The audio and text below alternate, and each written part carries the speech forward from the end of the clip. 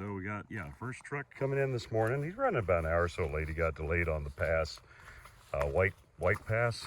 Actually, I'm not sure if it came white pass or the Snoqualmie pass. But anyways, I'll tell you one observation to make is this gravel pad here. I was thinking about it yesterday as we were getting the bees ready. I think I've got at least $25,000 of gravel and work put into this. And for anyone who may have had the thought or comment go through their mind or out their lips that must be nice, realize that when we started, we didn't have the money for that. That was sacrifice and time and patience. When we first bought this place, the driveway ended the gravel ended right about here. You can kind of see where the gravel changes color. Even this actually we all added, but there's just a very small, thin driveway around the whole thing. And every year we added. You know, I think a really important principle, and I think, no, I thought I heard the truck. A really important principle in life and in business is what motivated me to get this done was not just the efficiency, because we actually want to extend it further to where that well house is and kind of out here, so that literally we can have the hives. We could almost have done it this time, but we just ran out of time. Is have the hive staged 3 high if it's just a flat deck. If it's a step deck, then you got to change it a little bit. But have the hive stacked 3 high or 4 high, whatever, and have the truck pull right in between the 2 stacks, and then you just load them up. You can load a truck within an hour and 15 minutes. This is probably going to end up being closer to a couple of hours. But whatever the case, it's all here. Anyways, going back to this, so the original driveway was all of this is new gravel, actually, kind of like here. Anyway, a couple of years ago, I was sending out a semi from this yard, and he didn't cut this corner tight enough. And long story short, he ended up going off into the mud, and then for whatever reason decided to try and reverse. Whatever the case, the result was that I had a truck of bees, full of bees at a 45, almost a 45-degree angle. And those bees going into pollination was probably worth, $300,000 in not just the replacement of the bees, but also the revenue that they were going to generate. And so so here's kind of the good analysis to make in life and in business, is not just the cost of doing something, but also the cost of not doing it. And in this case, this is it's just some great contractors there. They're finishing up some final work on the house for us. Absolutely great Alpine construction. I think they're actually here in Rochester. But anyway, whatever the case. But so in this case, you had, almost a $300,000 loss of bees, because now in that situation, I just didn't have the money to bring in the gravel. But after that pollination, I made sure, what is it? It hurts to spend at that time, I think I brought in about $6,000 or $7,000 worth of gravel to fill out this corner a bit more. When you look at the cost of not doing it, that could have been so much more than the cost of doing it.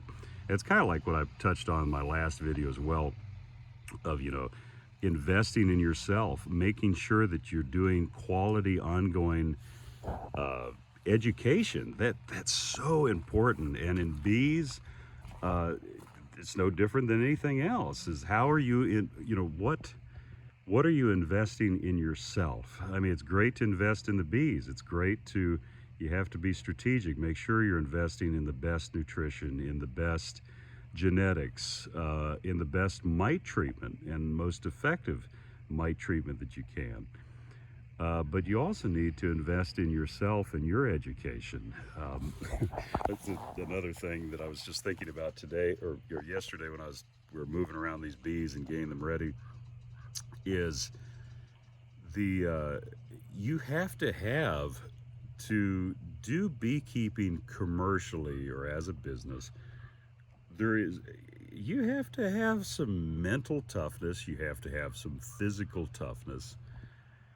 And even though some of us have had that modeled, it's still really important to educate yourself. Give yourself the mental tools to know how to deal with going out and experiencing, half of your bees dead, but you've got contracts to meet. What do you do? If you go into a poor, poor, pitiful me or into a fearful state of mind and are paralyzed, you're screwed. You need to have given yourself the mental tools to go through difficult times, hard times. It was funny because here a few years ago, I got a phone call from one of the financial institutions that I work with, and they were like, "Kevin, you've got $100,000 payment that you have to make," and it totally caught me off guard. And if you know me personally, you have things planned out as long in advance as possible, but still being flexible for life. But those are the type of phone calls you get in business, and we dealt with it. Actually, that's a story in of itself with a lot of great lessons for me, and maybe for you too. I can, if you have interest, I can share that sometime. But anyways, so just really the importance of investing in yourself and investing in what you're doing, not just time wise, but also financially, and making sure you're seeking the best resources you can get. Anyways, back to the bees real quick.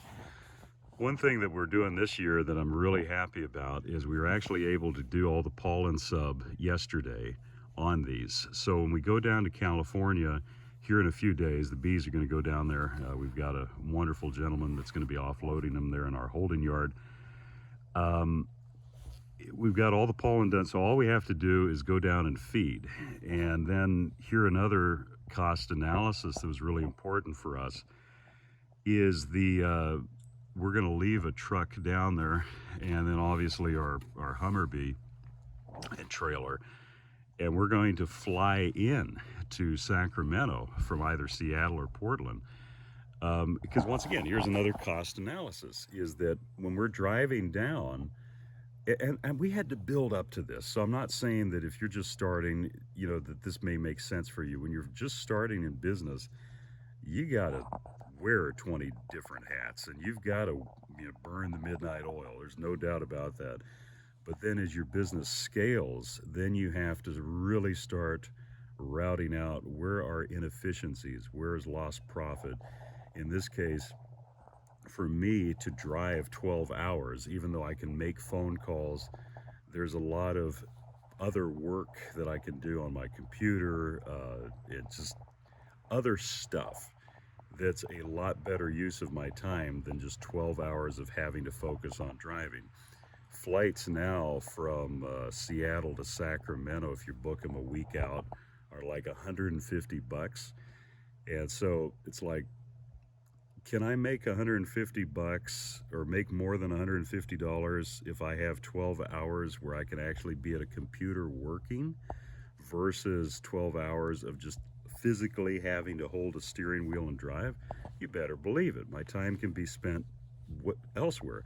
When I do fly down, it's kind of I shouldn't tell you my hacks, but first class flying down between Seattle and Portland, or I mean Sacramento and Portland, or Sacramento and Seattle, you can fly first class for the same, like 150, 200 bucks. That gives me room. I could take my laptop. I can do crucial work, emails, etc., while I'm flying. And literally, here's one more example. Let me know. Please candidly let me know in the comments if this is helpful to you. I mean, if I'm just rambling on about crap that you don't give a care about, let me know, because this channel is about value for you. But a perfect example is last year I had to come down and grade some bees, and so I flew in, got down to Sacramento around 9 a.m., flew out from Seattle, I think it was like 6 a.m., got into to Sacramento, got my rental car, was out in the bees by 10 a.m., and was done by like 3 p.m. I could have flown back home, all in that same day. Also, on my flight to Sacramento and my flight back from Sacramento, because first class you have more room, I was able to set up my laptop and get other business stuff that I need to get done, deals that I wanted to look at. So it's all of this thing of just kind of auditing your time and saying, where is it most cost effective? And I just got distracted here. I've got two. This is Max, our home cat, which has gotten, because of our new house, we decided to move him to the outdoors. But Casey has mixed emotions and feelings about that, so I might have to do a cat intervention, sit them both down, have them look into each other's eyes and talk about their feelings. So, yeah, and I mean, you can just imagine how good that'll go. Anyway, so I'll catch you a little bit later. Like I said, let me know in the comments if this was a helpful and, more important, valuable video for you. I'll catch you later.